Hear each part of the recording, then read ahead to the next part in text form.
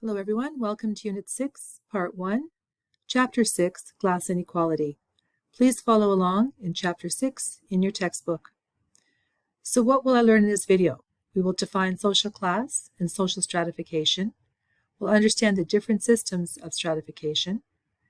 We will define different types of poverty and explain 3 poverty measures. We'll discuss different theoretical approaches to social class. And we'll clarify the difference between individualistic and structural explanations of poverty. So we're going to start off with what is social stratification. Social stratification is the hierarchical arrangement of individuals in society based on wealth, power, and privilege. Social class. It is a social hierarchy based on the unequal distribution of material resources. So social class is designed as a social hierarchy. You may have begun to notice your location in this social class when you began to visit the homes of your friends or you had a ride in their car.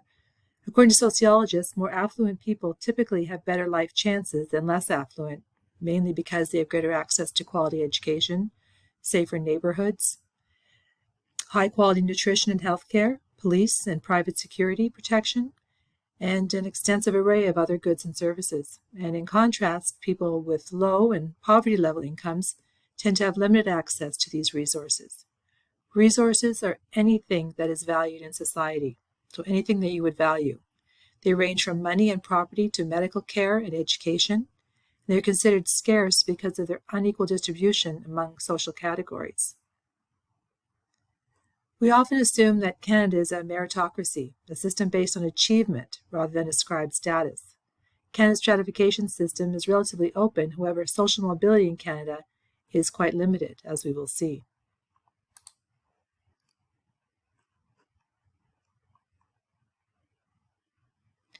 Other systems of stratification include slavery. So if you think about slavery in terms of South Africa and the apartheid, and human trafficking. 75% of all human trafficking victims in 2018 were reported to have passed through Niagara Falls at some point in their journey. 75%. A caste system is a hierarchy of groups separated from each other by rules that prevent intermarriage, changing status through social mobility, or carrying out particular jobs. A person's status is ascribed at birth and cannot be changed. It's a closed system with no social mobility. Clans, where very individual is connected to a large network of relatives, and allegiance is lifelong. Here's something to think about. By January 2nd at 10:33 a.m., the day after New Year's, Canada's top 100 CEOs have already earned the average wage of Canadians. They will have worked for 1 day and 1.5 hours. So what is social stratification? Class is a system of social ranking based on economic position within the society. We have the elite, a small group of extremely wealthy and powerful Canadians. The rich tend to stay rich and pass money generationally, so they pass it on to their families. They tend to stay rich by inheriting money, and the wealthiest 1% of rich own over 11% of the entire wealth of the nation. Some of these people, the top 3 in 2022, include Changpeng Zhao, whose net worth in 2022 was $65 billion, and he works in Binance. David Thompson, net worth of $41.8 billion, and he's the head of Thomson Corporation. Jim Patterson, poor in compared to the other two, with only $12.2 billion, and he's the head of Jim Pattison Group. Middle class is only 20% of Canadians, and this class is disappearing. It includes semi-professionals and managers. And the working class is 33% of the population, blue-collar jobs with little or no wealth, and difficult to access post-secondary education. The social mobility refers to movement up or down the stratification system. So what forms of social mobility? Intergenerational mobility is a social movement experienced by family members from one generation to the next. So, for example, perhaps your parents worked in labor. Perhaps they worked with their hands. And perhaps you were able to go to school and get a really good job. And there's upward social mobility, intergenerational, between generations. Then we have intragenerational mobility, the social movement experienced by individuals within their own lifetime.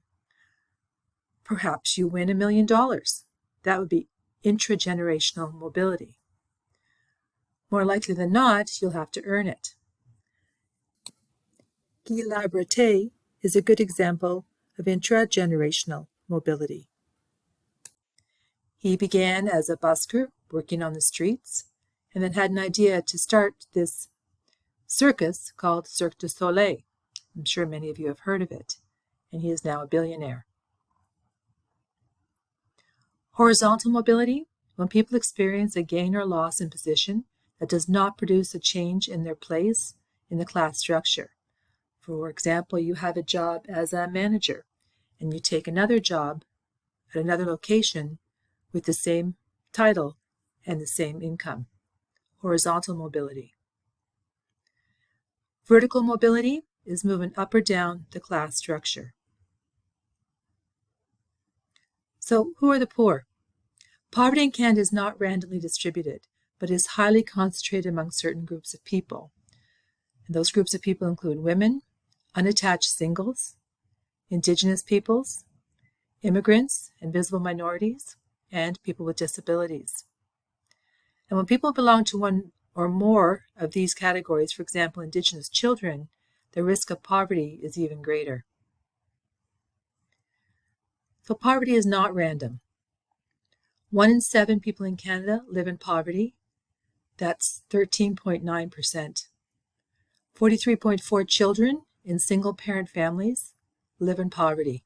It's almost half of all children in single-parent families live in poverty. 23% of people with disabilities between the ages of 25 and 64 are people who live in poverty. 23.6% of Indigenous people live in poverty. And 31.4% of new immigrants and refugees live in poverty. And finally, 32.4% of single-parent families live in poverty. Food and water insecurity in northern Canada is a huge problem in Canada, having access to safe water and access to food. The prices of food in places like Nunavut are exceptionally high. So imagine paying $10.25 or $16.89 for green or red peppers. You want a bag of cookies for $12.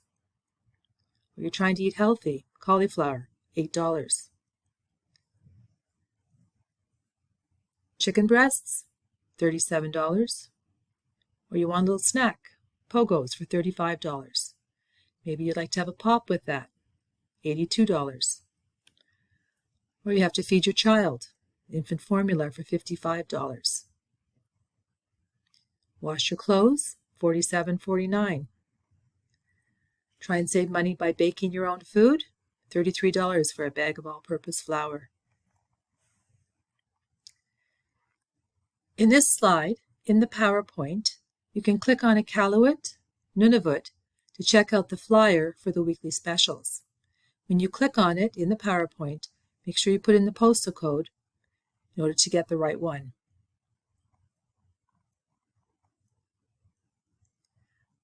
So 2,100 people were questioned about what they believed were the most important issues in 2024 related to poverty. So these statistics are a little bit odd to read. So what they did was they asked people to choose their top 3. So of 2,100 people, 73% said that rising costs of living was their number one issue regarding poverty in Canada.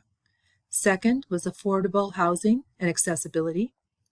Third was healthcare, then the economy, climate change and the environment, inequality and poverty, crime and public safety, immigration, a lack of freedom in Canada, the threat posed by China and Russia, Indigenous reconciliation, the Russian invasion of Ukraine, and Chinese election interference. So this is for 2024.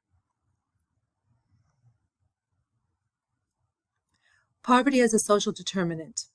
It's a vicious cycle. Ill health leads to poverty, and poverty leads to ill health.